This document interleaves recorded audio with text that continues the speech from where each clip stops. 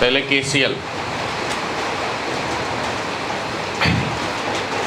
Kirchhoff's current law. इसके हिसाब से किसी भी सर्किट के किसी भी जंक्शन पे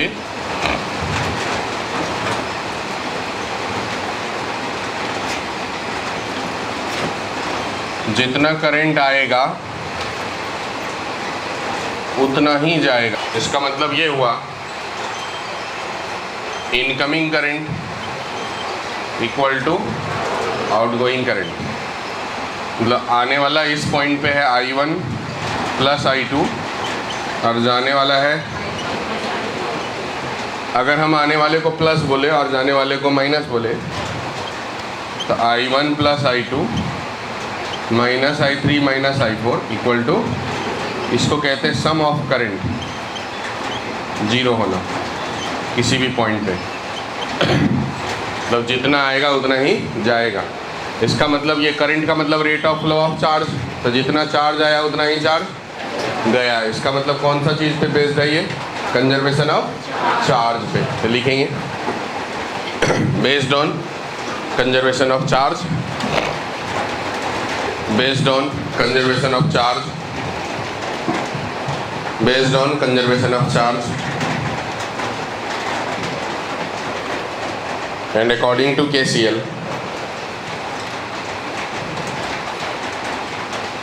total incoming current at any point in any circuit, total incoming current at any point in any circuit is always equal to total outgoing current। नीचे ऐसा ये सब बातें लिख देंगे।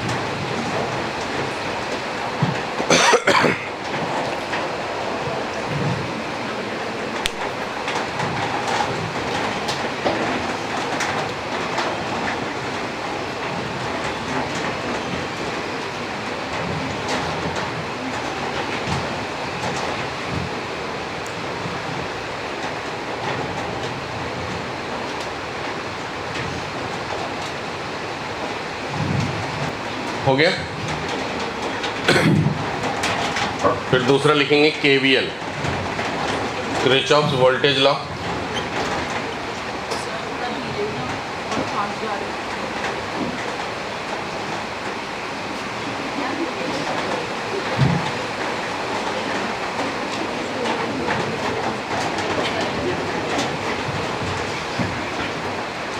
लिखेंगे K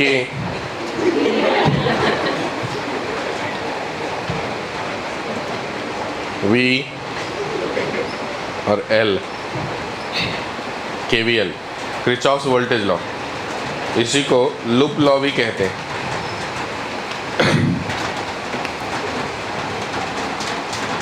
इन्होंने बोला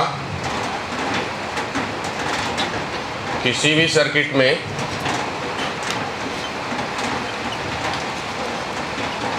किसी भी लूप में आप कोई भी डायरेक्शन में घूम जाओ, तो अगर घूम के आओगे तो उसी जगह पे पहुंचोगे जहां से चले थे, और अगर उसी जगह पे पहुंच गए तो सम ऑफ वोल्टेज जीरो हो जाएगा। सम ऑफ EMF या voltage in any loop is always equal to zero.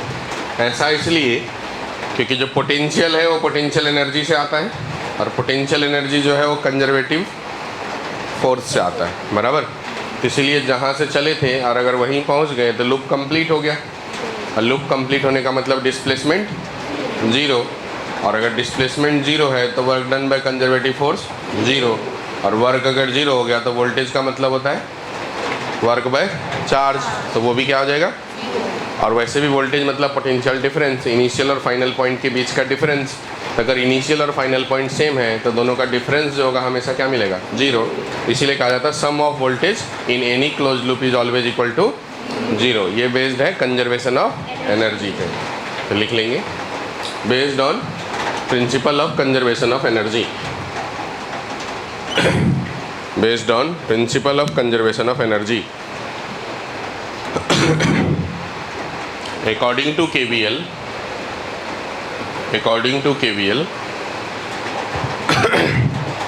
sum of voltage in any loop,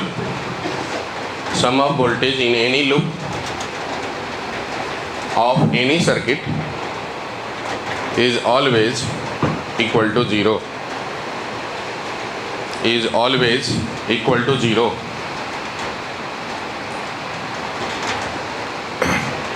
नीचे ये सर्किट बना करके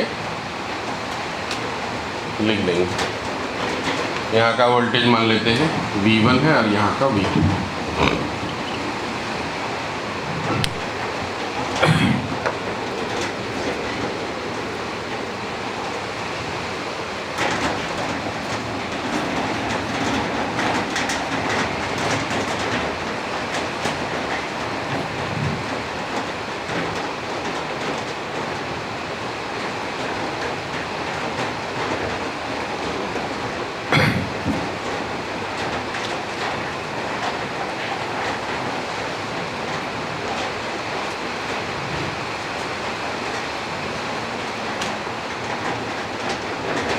लिख लिए। अब लिखेंगे साइन कन्वेंशन।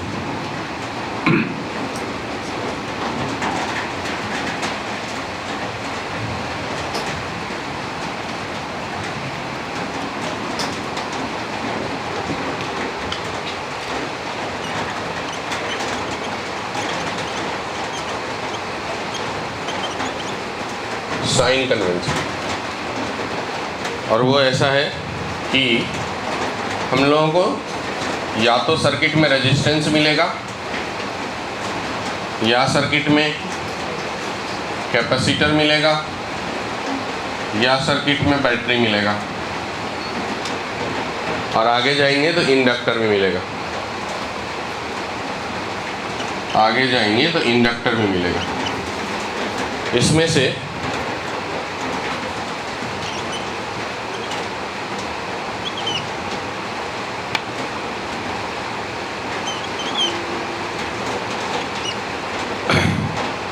अगर मान लीजिए यहाँ करंट इस डायरेक्शन में फ्लो हो रहा है, तो करंट फ्लो होता है high voltage to low voltage.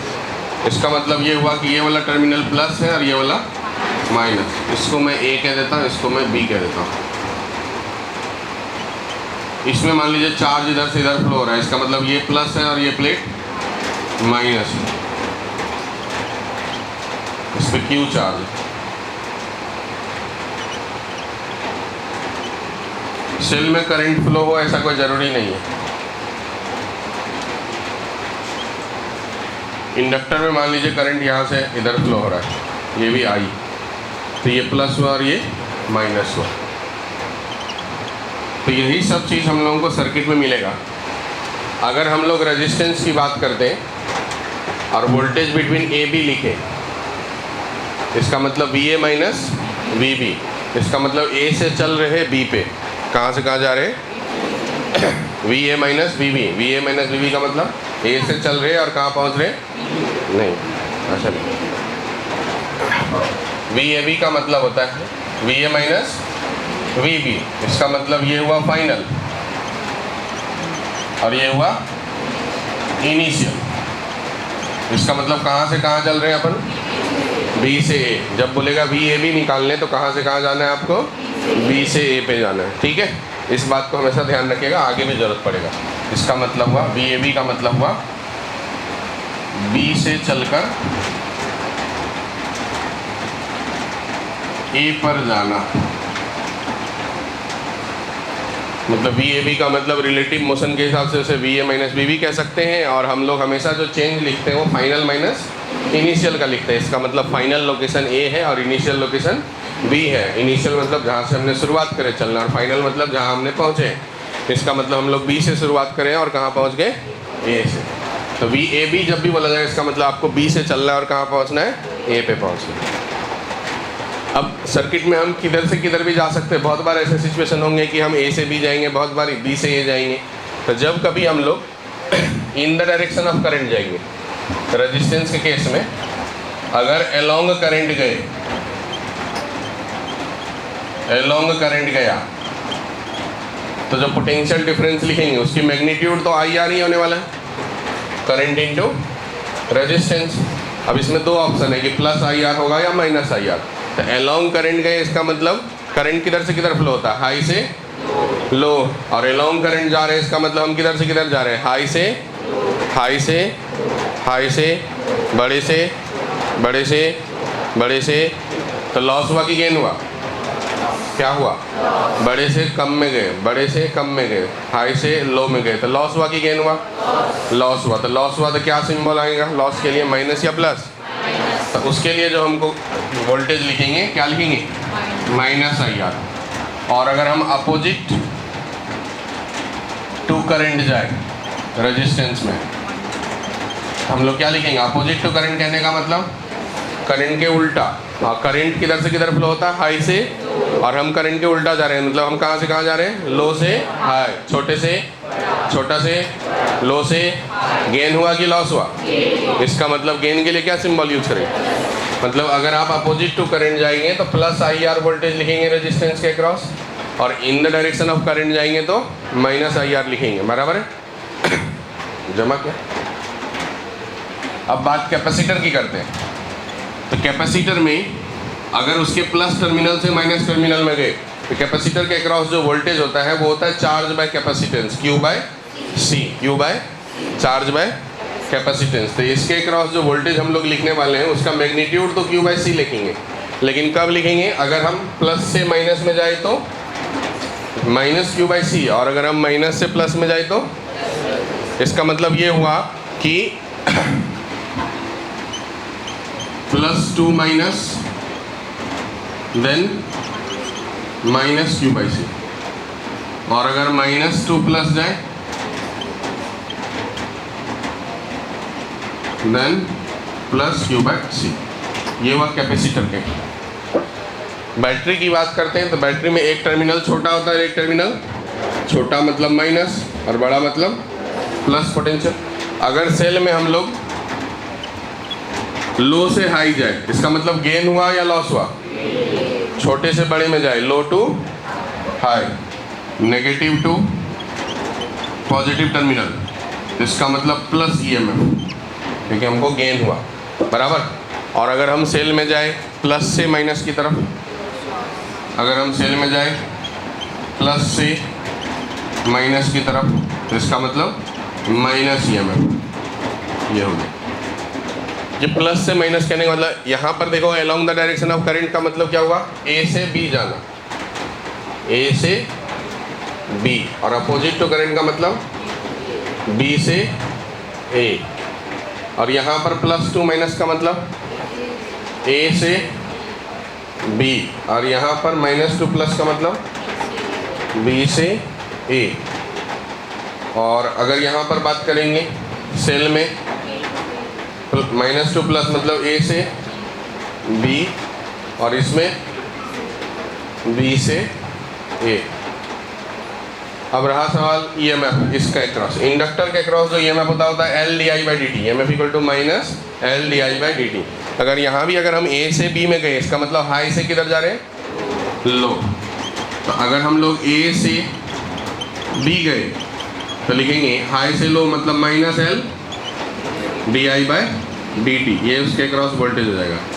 और अगर B से A जाए तो B से A गए तो लो से हाई, लो से हाई कहने का मतलब plus L di by dt। फिर di बाई dt की वैल्यू जो भी हो वो रखिए आप, di बाई dt मतलब रेट ऑफ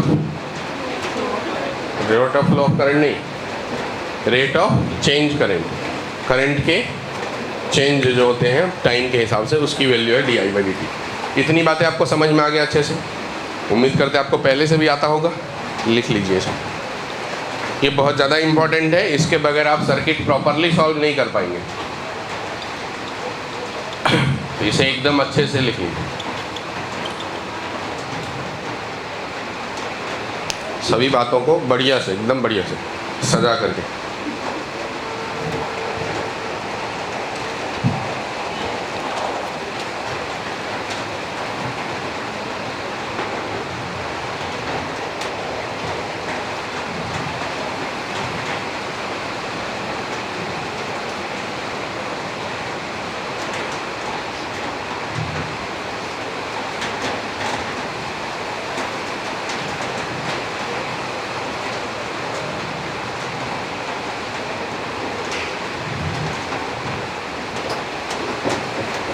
आप सब ने स्टेट मेरिट लिस्ट तो देख ही लिए होंगे, देखे क्या? आया होगा। किसी ने काउंसलिंग में पार्टिसिपेट करे? कोई नहीं करे आप लोगों में से? कोई नहीं, आपने करे? एसएमएल तो देख, जिन्होंने करे उनको तो एसएमएल मिल गया होगा, और जिन्होंने नहीं करे वो दूसरे का एसएमएल देखेंगे। देखना ज़रूरी है, देखेंगे तो आपको समझ में आएगा कि स्टेट मेरिट लिस्ट भी बहुत ख़राब हुआ है पिछले साल के रिस्पेक्ट में, और ओबीसी के साथ तो कुछ ज़्यादा ही बुरा हुआ है। इसका मतलब फ्रॉड नहीं कह सकते, नंबर्स बहुत बढ़ गए ना ओबीसी का, तो इसीलिए है। इसका मतलब ये है कि साफ साफ पढ़ना ज़्यादा ज़रूरी है, बहुत ज़्यादा पढ़ना ज़रूरी है। तो ज़रूर देख लीजिएगा किसी न किसी का एसएमएल, और पिछले साल के एसएमएल होंगे ना, उनके साथ कंपेयर करके देखिएगा।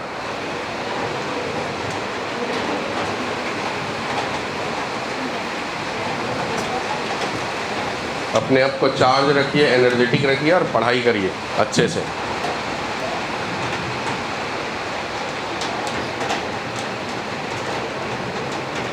नहीं होता है तो बैटरी लगा के चार्ज करना।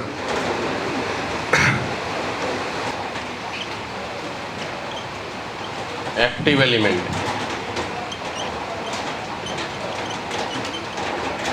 और जो रेजिस्टेंस है उसे कहा जाता है पैसिव एलिमेंट। इसीलिए क्योंकि इसके अंदर कोई एनर्जी स्टोर नहीं होता, ये सिर्फ और सिर्फ लॉस कराता है।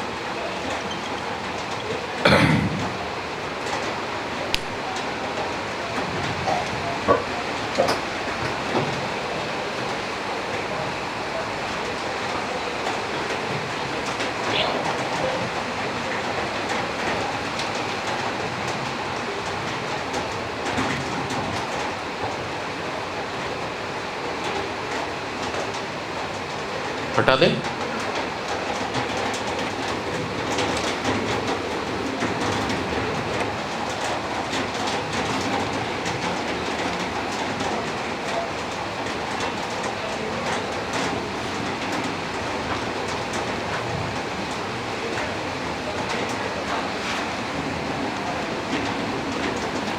अब इतना इंफॉर्मेशन के बेसिस पे एक सर्किट में ड्रॉ करता हूँ। सॉल्व करने का पहले आप प्रयास करिए। किरचॉफ्स के हिसाब से इक्वेशन लिख करके सॉल्व करने का ट्राई करेंगे।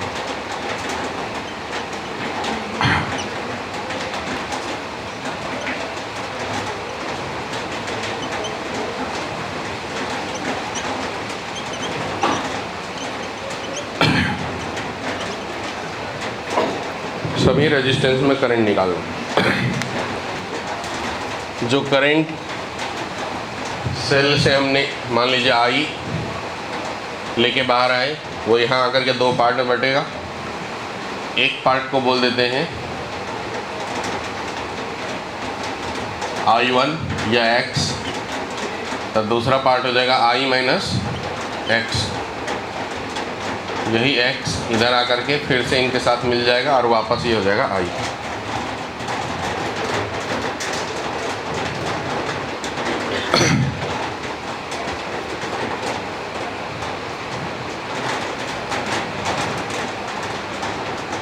पहले वाले लूप में यहाँ से मैं शुरुआत करता हूँ और इस डायरेक्शन में घूम जाता हूँ और इक्वेशन लिखता हूँ। इसे लूप 1।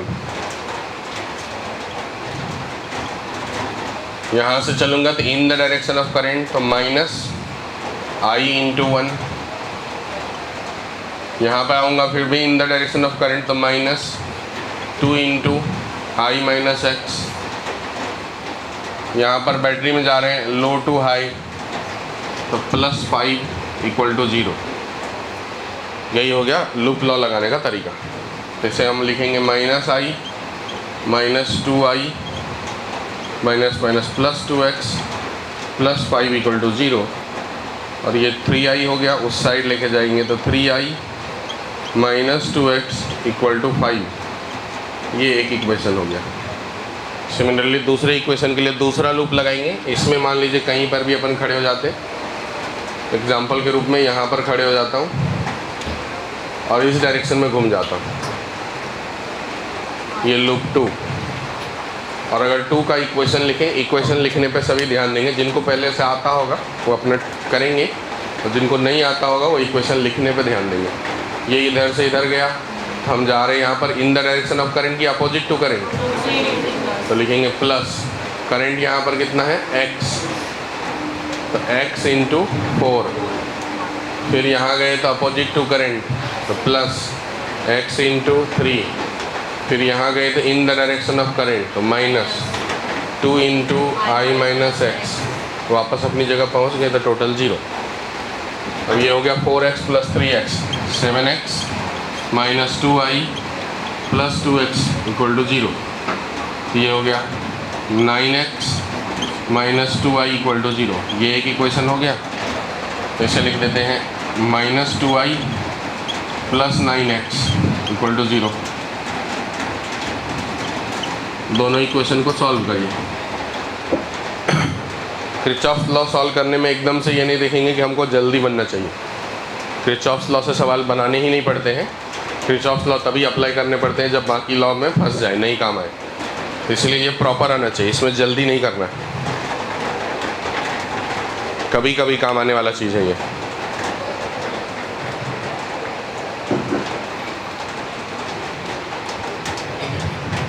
कई बार तो इक्वेशन ही पूछ लेता है ऑप्शन में, देखे होंगे आप लोग सवाल।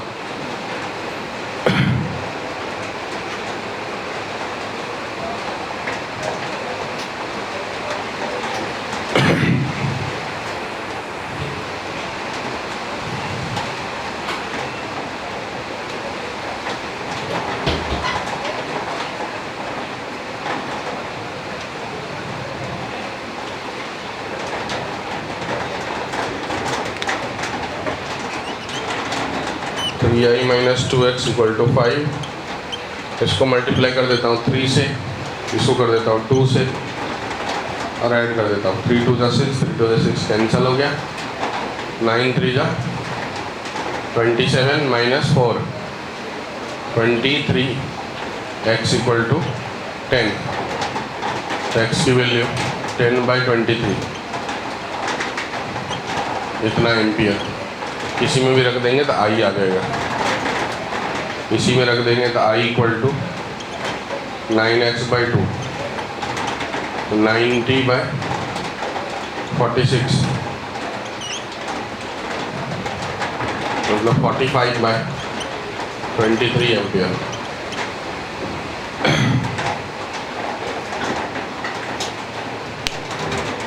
यही है।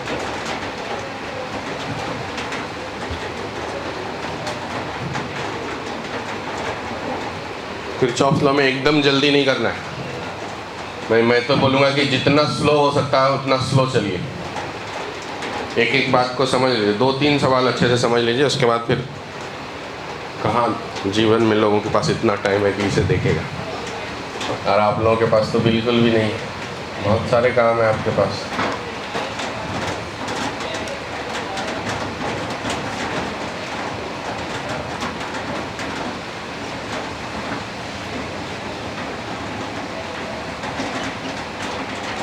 फिर इस वाले में अप्लाई करिएगा 4 वोल्ट 10 वोल्ट 1 ओम 2 ओम 3 ओम 4 ओम 2 ओम।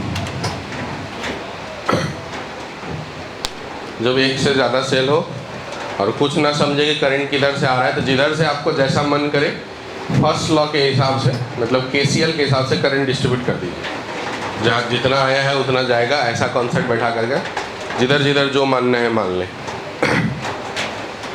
और एक से ज़्यादा सेल हो तो बड़े वाले सेल से निकालें, ज़्यादा अच्छा रहेगा। और नहीं समझता तो दोनों तीनों सेल से निकाल दें, फिर जो जहाँ प्लस होगा वहाँ पर प्लस कर लेंगे। जैसे कि इस वाले में मान लिया मैंने इधर से निकला x, तो वही x यहाँ से आएगा, और इधर से मान लिया कि निकला y, वही y यहाँ से आएगा, दोनों मिल करके इसमें हो जाएगा x प्लस y, और वापस यहाँ आने के बाद दोनों अलग अलग हो जाएंगे। इधर की तरफ x चला जाएगा और इधर की तरफ y चला जाएगा।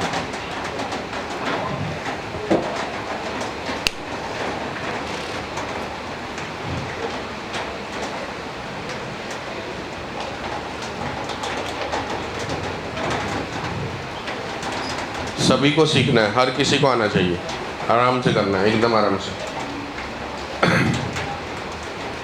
किरचॉफ लॉ जल्दी का चीज़ है ही नहीं।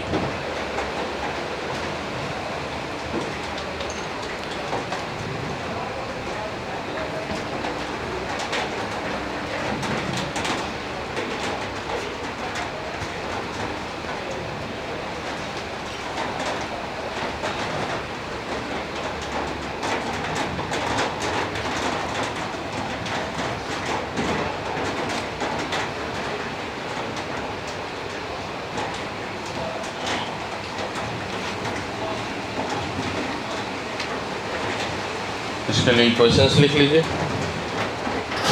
तो यहाँ से स्टार्ट करके ये एक लूप ले लीजिए, दूसरा मान लीजिए यहाँ से स्टार्ट करके ये दूसरा लूप ले लीजिए, या आप अपने अकॉर्डिंग कोई और डायरेक्शन से लूप लेना चाहते तो ले सकते हो। फाइनल आंसर में फ़र्क नहीं पड़ेगा, भले ही इक्वेशंस डिफरेंट हैं।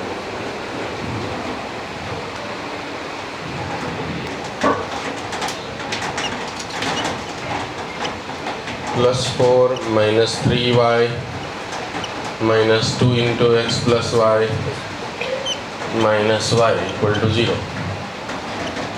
4 - 3y - 2x - 2y - y = 0। ये हो गया 2x + 6y = 4, x + 3y = 2। एक इक्वेशन। दूसरा में मैंने निकाला +4x + 2x - 10 + 2 × x + y = 0। 6x - 10 + 2x + 2y = 0। 8x + 2y = 10। तो 4x + y = 5। ये इक्वेशन नंबर 2 हो गया। 4x + y = 5। सॉल्व करते हैं इसे 1 से और इधर इसे 3 से मल्टीप्लाई कर देते हैं। माइनस माइनस माइनस ये कैंसिल हो गया। तो x - 12x, तो -11x = -13। तो x की वैल्यू 13/11। किसी में भी रख देंगे तो y आ जाएगा। यहीं से y निकाल ली, y 2 - x/3, तो 2 - 13/11/3, 22 - 13, 9/3 × 11, तो 3/11। चेक कर लो आपको ये बराबर आया क्या x और y इस सवाल में।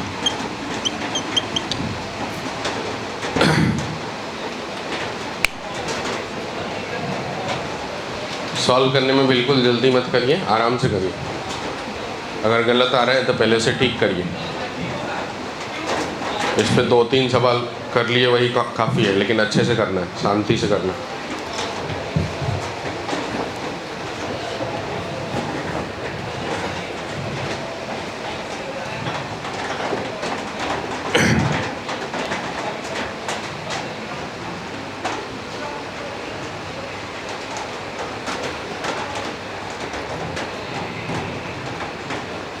इस वाले में मान लीजिए यहाँ से निकला x करंट, ये x यहाँ से आया, इससे निकला y, यही y यहाँ से आया, दोनों मिलकर के यहाँ गया x + y, फिर वापस से इधर y चला गया और इधर x चला गया। यहाँ से स्टार्ट करके ये लूप में घूम जाओ, यहाँ से स्टार्ट करके ये लूप में घूम जाओ।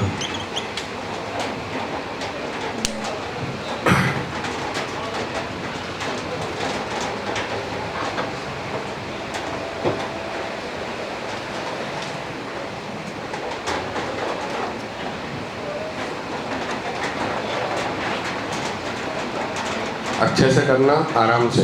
आज किरचॉफ लॉ सीख करके ही जाना क्लास से, ऐसा होना चाहिए।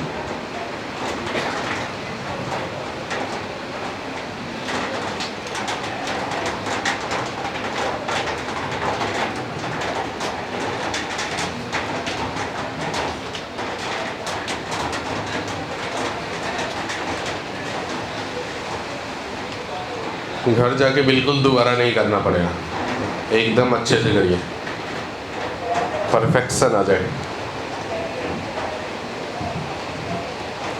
पड़ोसी के कॉपी से परफेक्शन नहीं ला दे।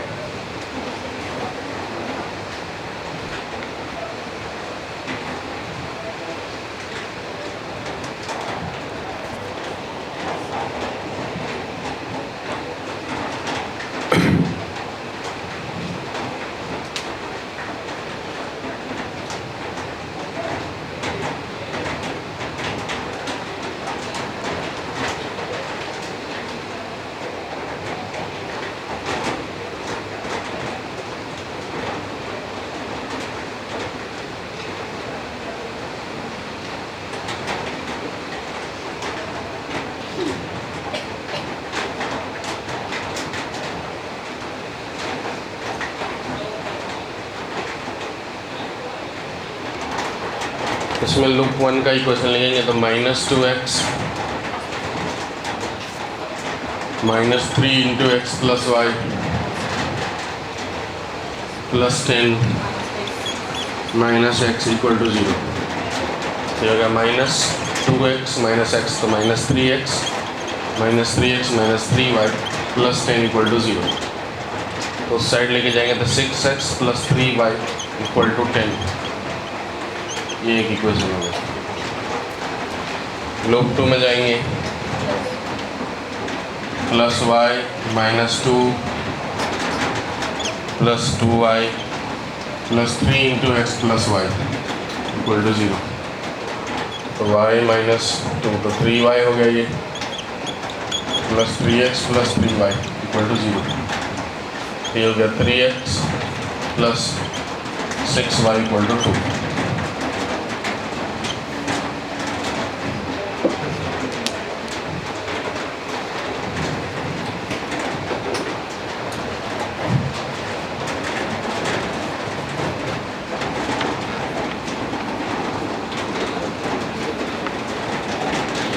इक्वेशंस बराबर लिख पा रहे हैं कि नहीं, इस बात पे जोर देना ज़्यादा ज़रूरी है।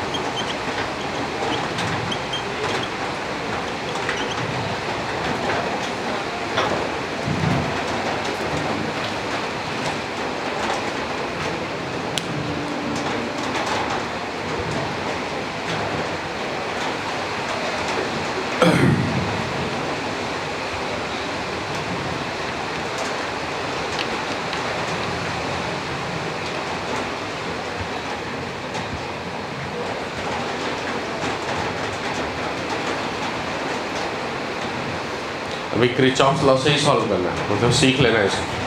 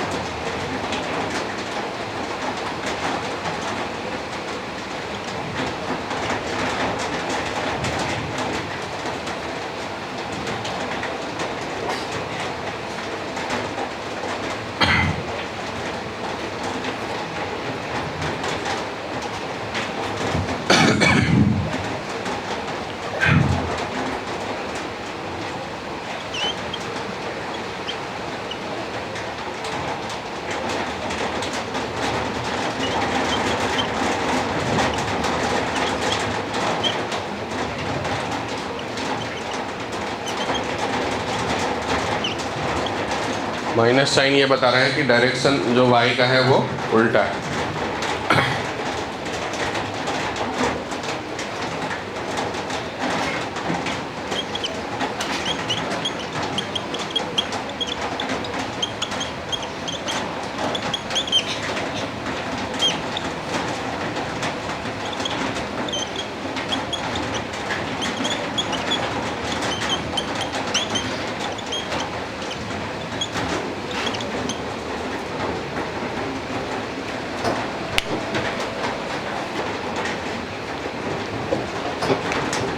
देखिए इसमें मान लेते हैं यहाँ से जा रहा है x, इधर जा रहा है y, इसका मतलब सेल से निकला x प्लस y।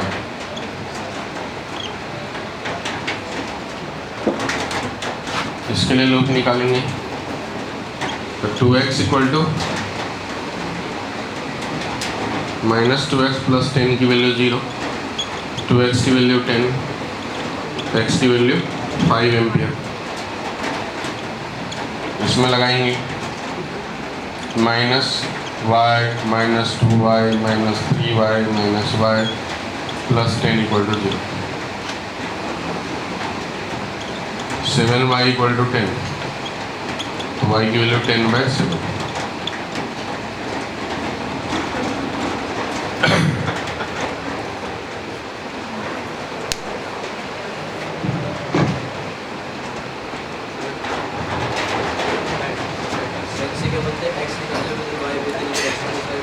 तब भी चलेगा ना, आंसर बाद में वही आएगा ना। इस ब्रांच में करंट देखो ये आ रहा है क्या, इस ब्रांच में 5 एम्पियर आपके डेटा से, जो भी आपको x और y आया है उस डेटा से ये निकालो, इस ब्रांच में करंट।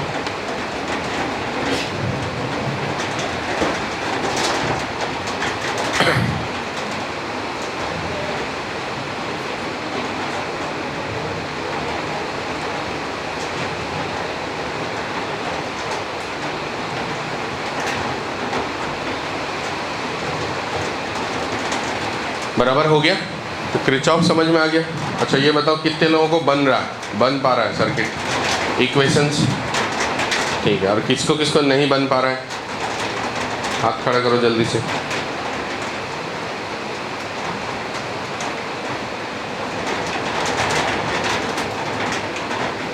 ऐसे लग रहा है इस बीच में कुछ लोग हैं,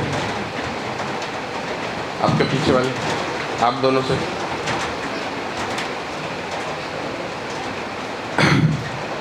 इधर इस साइड में सभी से, ठीक।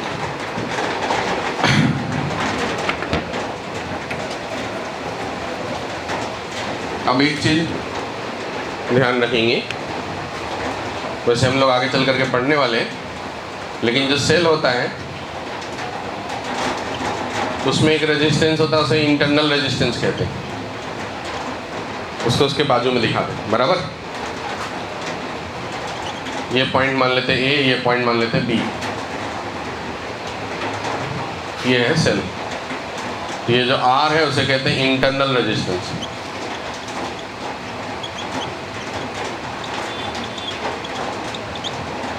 अगर किसी सेल से करंट निकलता हुआ नजर आए, मतलब सॉल्व करने के बाद लगे कि उस सेल से करंट निकल रहा है या उसमें जा रहा है, दोनों बातें हो सकती है। तो अगर उस किसी सेल से करंट बाहर आता हुआ, बाहर आने का मतलब किधर से निकलना चाहिए, पॉजिटिव टर्मिनल से निकलता हुआ आना चाहिए और नेगेटिव से अंदर जाता हुआ नजर आना चाहिए। अगर ऐसा हो तो इसका मतलब होता है डिस्चार्जिंग। इसका मतलब सेल एनर्जी अपन को दे रहा है, इसका मतलब खुद वो डिस्चार्ज हो रहा है, खुद वो क्या हो रहा है, डिस्चार्ज। सेल अपने पॉजिटिव टर्मिनल से हमको करंट दे रहा है और वही वापस से वो माइनस से ले रहा है, इसका मतलब वो सेल हमको एनर्जी सप्लाई कर रहा है, इसका मतलब वो क्या हो रहा है, खुद डिस्चार्ज हो रहा है। बराबर, तो इस प्रोसेस में जो पोटेंशियल डिफरेंस होता है, इस दोनों के बीच का जो पोटेंशियल डिफरेंस होता है, वोल्टेज बिटवीन ए बी, तो आप देखो ध्यान से, ए से बी पे जाएंगे तो यहाँ लिखेंगे हम माइनस आई आर प्लस ई, लिखेंगे ना, माइनस आई आर प्लस ई। इसका मतलब इसे हम लोग लिख देते हैं ई माइनस आई आर। ये कम हुआ कि ज़्यादा, पोटेंशियल डिफरेंस जो हो गया वो ईएमएफ से कम हो गया। लेकिन अगर यही सेल में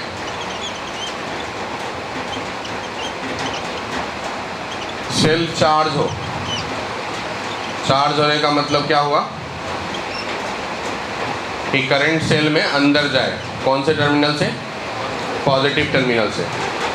तो इसमें इसका मतलब ये हुआ कि सेल हमको एनर्जी सप्लाई नहीं कर रहा है, हम लोग सेल को एनर्जी सप्लाई कर रहे हैं, बराबर। वो हमको एनर्जी दे नहीं रहा, हम लोग उसे दे रहे हैं। तो हम लोग उसे तभी दे पाएंगे क्योंकि करंट का कॉन्सेप्ट ये है कि हाई से लो फ्लो होने वाला है। इसका मतलब बाहर से हमने ज़्यादा लगाए होंगे तब सेल में जा रहा होगा। अगर बाहर वाला हमारा कम होगा तो सेल में करंट फिर जाएगा नहीं, सेल से क्या हो जाएगा? बाहर आएगा, सेल से बाहर आएगा, बराबर, सेल से बाहर आएगा। और अगर हमने बाहर का पोटेंशियल ज़्यादा लगाया, इसका मतलब करंट अब किधर जाएगा? सेल में जाएगा। एनर्जी जो है सेल के अंदर स्टोर होने वाला है, मतलब सेल चार्ज होने वाला है। तो इस प्रोसेस में जो बाहर का जो पोटेंशियल है वो ज़्यादा हो जाएगा। आप देखो, सपोज ए से बी पे चलते तो यहाँ पर जो जाएंगे तो in the direction of current जा रहे हैं कि अपोजिट टू करंट जा रहे हैं? तो प्लस आई आर और plus E, plus I are और छोटे से बड़े होंगे तो प्लस ई। तो जो वोल्टेज हो जाएगा वो क्या हो जाएगा? E plus I R. तो इस बात को ध्यान रखने हैं कि potential difference across cell, potential difference across cell जो है वो ईएमएफ से छोटा भी हो सकता है, ईएमएफ से बड़ा भी हो सकता है। ईएमएफ से छोटा तब होंगे जब सेल, और ईएमएफ से बड़ा तब होंगे जब सेल चार्ज हो रहा है। और पोटेंशियल जो है वो ईएमएफ के बराबर भी हो सकते हैं अगर आई की वैल्यू 0 हो जाए। अगर आई की वैल्यू 0 हो जाए, मतलब सेल से करंट ना निकले, तो उस सिचुएशंस में ये टर्म 0 हो जाएगा। तो वोल्टेज और ईएमएफ क्या होंगे? इक्वल होंगे। मतलब अगर आई की वैल्यू 0 हो जाए, आई का वैल्यू 0 कब होगा? ओपन सर्किट में। कैसा सर्किट में? ओपन सर्किट में आई की वैल्यू 0 हो गया, और आई की वैल्यू जब 0 हो जाएगी तो V इक्वल टू क्या हो जाएगा? EMF। मतलब तीनों केस पॉसिबल है। Voltage, potential difference between the terminal of cell, EMF से बड़ा भी हो सकता है, EMF से छोटा भी हो सकता है, और EMF के इक्वल भी हो सकता है। EMF के इक्वल कब होंगे? कौन से कंडीशंस में? जब सेल में ना तो करंट जा रहा है ना ही सेल से करंट आ रहा है। और ऐसा सिचुएशन तब होगा जब सेल जो है सर्किट से प्रॉपरली कनेक्टेड नहीं है, मतलब सर्किट ओपन है, तभी ऐसा सिचुएशन होने वाला है। अब उस सिचुएशन में ईएमएफ और वोल्टेज एक दूसरे के बराबर हो जाएंगे, इक्वल हो जाएंगे। लेकिन अगर सेल में करंट जो है प्लस से निकले, बाहर की तरफ निकलता हुआ दिखे, इसका मतलब सेल डिस्चार्ज हो रहा है, और डिस्चार्ज हो रहा है तो बाहर का जो पोटेंशियल होगा वो ईएमएफ से छोटा होने वाला है। और अगर सेल में पॉजिटिव से करंट जाता हुआ नजर आए, इसका मतलब सेल चार्ज होने वाला है। इसका मतलब जो ईएमएफ है वो से बड़ा जो है वोल्टेज होने वाला, पोटेंशियल डिफरेंस जो है वो बड़ा होने वाला है ईएमएफ से, बराबर। कई बार जो है सिर्फ यही पूछ लेता, वो सर्किट दे देता, ऐसे 2-3 बैटरी देता, उसमें बोल देता कि इसमें से कौन सा बैटरी चार्ज हो रहा है, यही बताओ। तो फिर कौन सा बैटरी चार्ज हो रहा है ये कैसे निकालेंगे? करंट कैलकुलेट करने के बाद पता चलेगा कि करंट किधर से किधर जा रहा है। और अगर सेल में करंट अंदर की तरफ जाता हुआ नजर आए तो हम बोलेंगे उसे चार्ज हो रहा है, बराबर। क्या ये बात सबको समझ में आ गया? तो लिख लेंगे इसको।